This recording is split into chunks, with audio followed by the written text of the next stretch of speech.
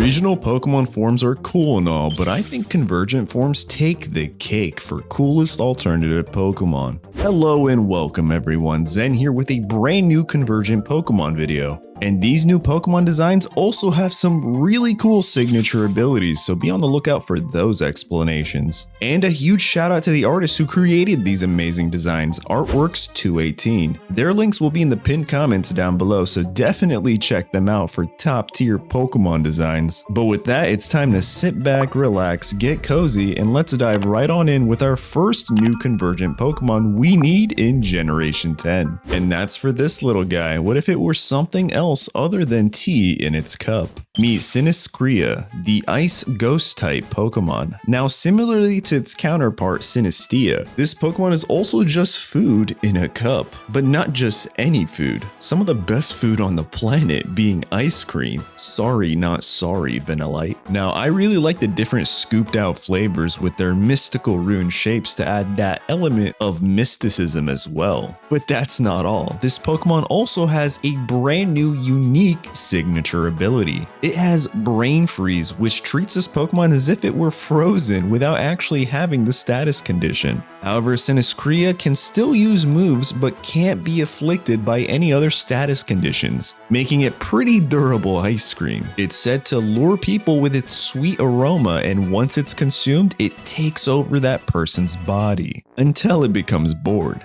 Yikes. And just like its counterpart, this Pokemon evolves when you use the crystal glass bowl on it. Then it becomes P-creist, the Ice Ghost type Pokemon. Now becoming a distinguishable and tall ice cream gent, this Pokemon is not to be messed with. With its insane special attack and moves like Blizzard and Shadow Ball, you might want to watch your step around this P-creist. It's said that this frosty Pokemon possesses ice cream and can control anybody who eats it. With a loose relation to Poltergeist, this Pokemon is considered an entirely new species, since a common ancestor has yet to be found. Either way, this Pokemon and its overall kit would make for an amazing addition to Generation 10's competitive Pokemon scene, that's for sure. Moving on to this Pokemon's convergent, and what if it were based on an entirely different animal? Meet Truant, the rock-type truffle pig Pokemon. Now personally, I love this take on having this Pokemon based on a pig, whereas the other one is based on an elephant. And their typings seem to reflect just that as well. But that's not all. This Truant also has its own unique signature ability, being Truffle Aroma, where whenever the user lands a successful hit with a physical move, there is a 30% chance that it will release a cloud of spores, which will either confuse the target or lower the target's accuracy by one stage, really aiding in this Pokemon's overall survivability. It's also said that this Pokemon's sense of smell is so acute that it can detect truffles buried deep underground, which is why it's highly valued by chefs and farmers alike.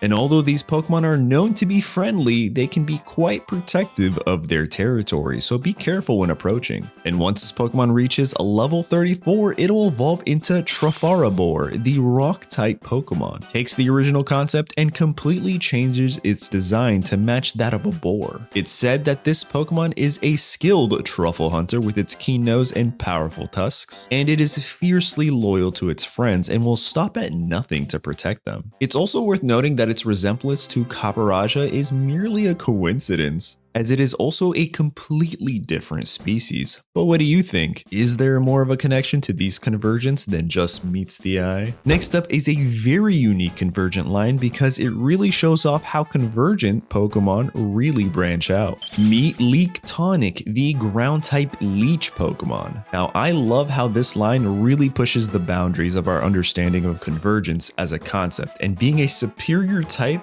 to its counterpart makes it all the better. But you're probably going, yeah, what about the ability Levitate? Can't be too superior there, huh? And well, you see, Leektonic here has something just for that. Introducing its brand new signature ability, Vibration, where when out in battle, all Pokemon that don't touch the ground due to Levitate or the flying type can be hit by ground type moves. An insane ability that might just make this Pokemon an S tier Pokemon, don't you think? And not just because of its shape. Ooh.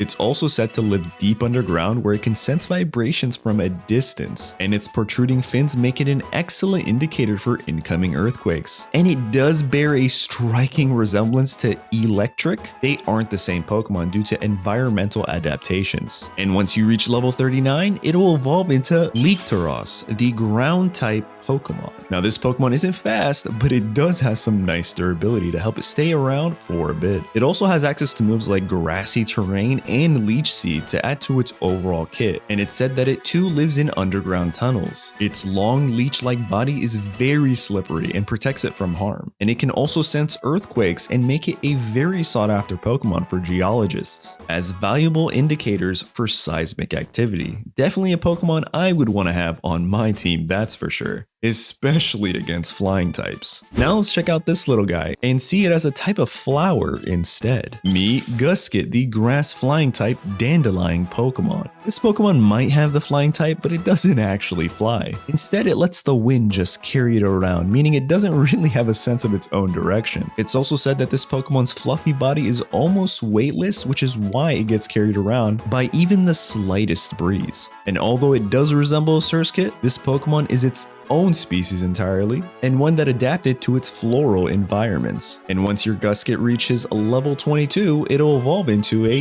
Dandarain, the grass flying type Pokemon. Now with leaves it uses for wings, it can control its flight pattern to a certain extent. But don't let this Pokemon's cute demeanor fool you. It uses its floral patterns to bring in unsuspecting Pokemon, then attaches their seeds to them to help pollinate nearby forests, which is why this Pokemon can be found almost everywhere. It evolved this way to make sure it could survive in any environment, which is kind of the whole point of Convergent Pokemon now, isn't it? Next up is one of my personal favorites, and that's what if you took this fire type and completely flipped it upside down. Meet Numl, the water ice type seal Pokemon. No longer a camel and definitely not a fire type, we've got a superiorly lazy but cute Numl. Now this Pokemon can typically be found near a surface of large waters with their backs resembling icebergs, but they have been known to warn sailors of potential threats in dangerous areas to help keep them safe at sea. Definitely a cute take on the huge Hoenn favorite, but now it's time to see what legend of a Pokemon we'll get at level 33 once it evolves. Then it becomes Glacerus, the water ice type walrus Pokemon. And yeah, I know we already got another Hoenn walrus,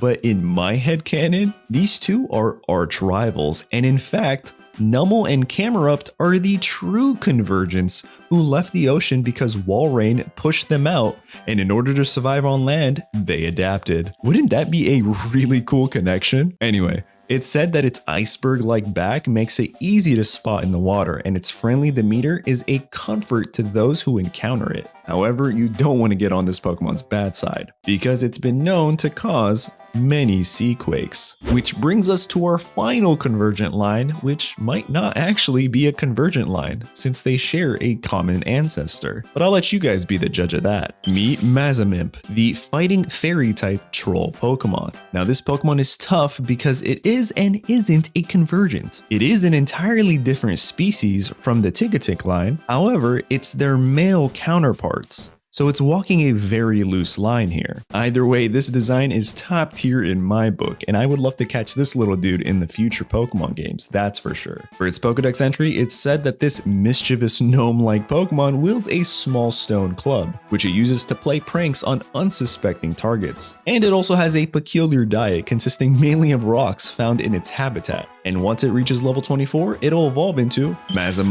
the fighting fairy type Pokemon, which now kind of looks like a Flintstones character, and I love it just that much more for that. It's said that as Mazam evolves, its stone clubs grow larger and become pretty formidable weapons, and that this Pokemon is known for its relentless pursuit of rock Pokemon, like Geodude, where it overpowers them and crafts them into new weapons. Jeez, these little guys are brutal. But let's see what we get at level 38. Introducing Mazam, the fighting fairy type Pokemon that is definitely a troll I would not want to meet under a bridge. With two gigantic stone clubs the size of its body, Mazam are known to hunt down Pokemon like Conkeldurr, skillfully utilizing their stones it gathers to continuously refine and reinforce its already colossal clubs. Now tell me, which of these are your favorite Convergent Pokemon? And be sure to subscribe and check out one of these videos here next.